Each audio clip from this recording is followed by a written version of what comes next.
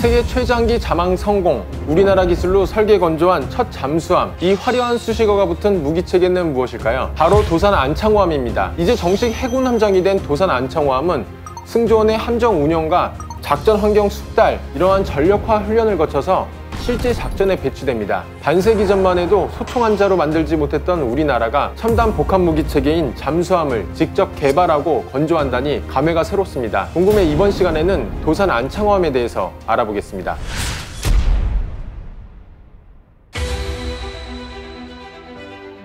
도산 안창호함은 3,000톤급 규모로 수중 배수량은 3,700톤이 넘습니다. 길이는 83.8m 혹은 9.6m, 높이는 14m 규모로 수중 최대 속력은 20노트 이상이고 승조원 50명이 탑승할 수 있습니다. 우리 해군은 장보고 3 잠수함 한 명에 독립운동에 공헌했거나 광복 후 국가 발전에 기여한 인물로 명명하기로 했는데요. 이 원칙에 따라 1번함의 한 명을 도산 안창호함으로 결정했습니다. 은밀성이 무기인 잠수함은 오랜 시간 연속해서 자망하는 능력이 매우 중요한데요. 물 밖으로 나오면 그만큼 적에게 노출될 위험이 커지기 때문입니다. 도산 안창호함은 디젤 엔진을 사용하는 잠수함 중 세계에서 가장 긴 시간 동안 자망하는 데 성공했습니다. 무려 3주 동안이나 자망할 수 있는데요. 그 이유는 뭘까요? 바로 공기 불요 추진 체계라고 하는 AIP 시스템 덕분입니다. 이 시스템은 외부 공기의 공급이 불가능한 자망 중에도 전력을 생산할 수 있도록 해주는 장비입니다. 디젤 잠수함은 보통 물 위에서 공기를 빨아들여서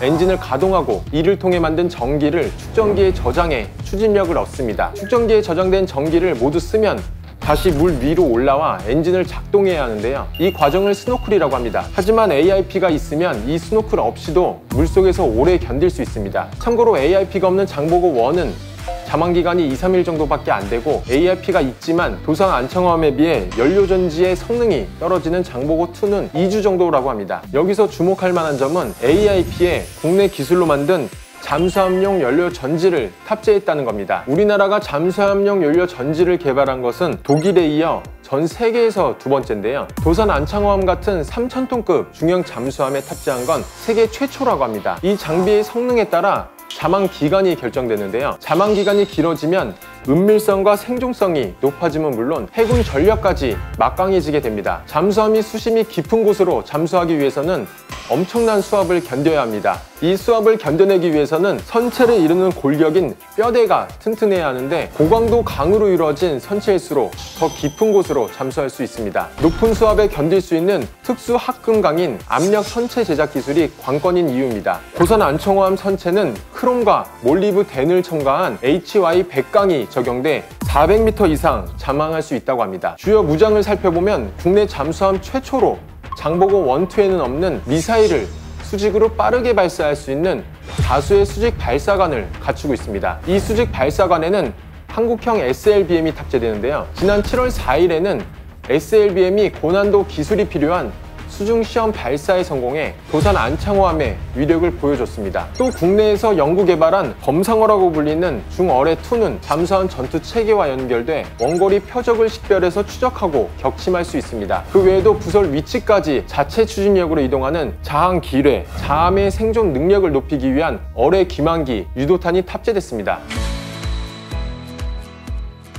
장보고 1, 2 잠수함은 기본 설계부터 제작까지 독일에서 기술을 전수받아 건조했지만 장보고 3는 설계부터 건조까지 국내 독자 기술로 했습니다. 초기 설계 단계부터 민간군 협력으로 주요 핵심 장비를 개발하고 탑재했는데요. 잠수함의 두뇌 역할을 하는 전투 체계와 적을 찾아내는 소나 체계는 국방과학연구소 주관으로 개발했습니다. 이 같은 노력으로 도산 안창호함의 국산화율은 76%에 달합니다. 장비와 부품이 국산화되면 어떤 이점이 있을까요? 만약 무기가 고장나거나 부품 수급이 필요할 경우 필요한 부품을 들여오는 데까지 긴 시간이 걸리고 많은 비용을 지출해야 합니다. 또 우리가 부품을 들여와야 하는 국가와 외교적인 마찰이 있을 경우에는 그쪽에서 부품 판매를 거부하면 무기를 가동할 수 없는 최악의 상황이 올 수도 있습니다. 하지만 국산화를 하면 잠수함 핵심 장비의 운영 정비에 들어가는 비용과 시간을 획기적으로 단축할 수 있습니다.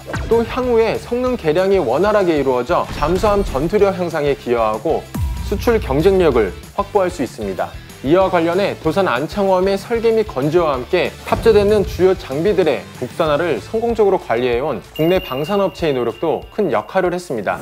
안창호함의 제어, 무장, 성능 등을 종합적으로 봤을 때 어떤 수준이라고 생각을 하십니까? 현존하는 디젤 잠수함 중에서 수직 발사관을 6문을 장착한 잠수함은 도산 안창호만밖에 없어요. 그렇으니까 잠수함에서 대지상 공격을 할 수 있는데 최적이죠. 이런 차원에서 볼 때는 도산 안창호함은 현존하는 디젤 잠수함 중에서 가장 성능이 뛰어나다, 이렇게 얘기할 수 있어요. 우리 해군 전력에 어떤 변동이 있을 거라고 예상하시는지? 원래 이제 무기 체계가 뛰어나고 성능이 우수하면은 가장 최전방에 배치하잖아요. 가장 최전방에 배치해서 든든하게 적이 이동할 수 있는 길목을 지킬 수 있다, 이런 차원에서 좋은 거고, 배가 크고 하면은 거기에 들어가는 장비들도 실효성이 완전적인 장비가 들어가니까 수상함정이나 뭐 항공기나 이런 데하고 훈련 작전할 때 중심 역할을 할 수 있다, 이렇게 얘기할 수 있죠.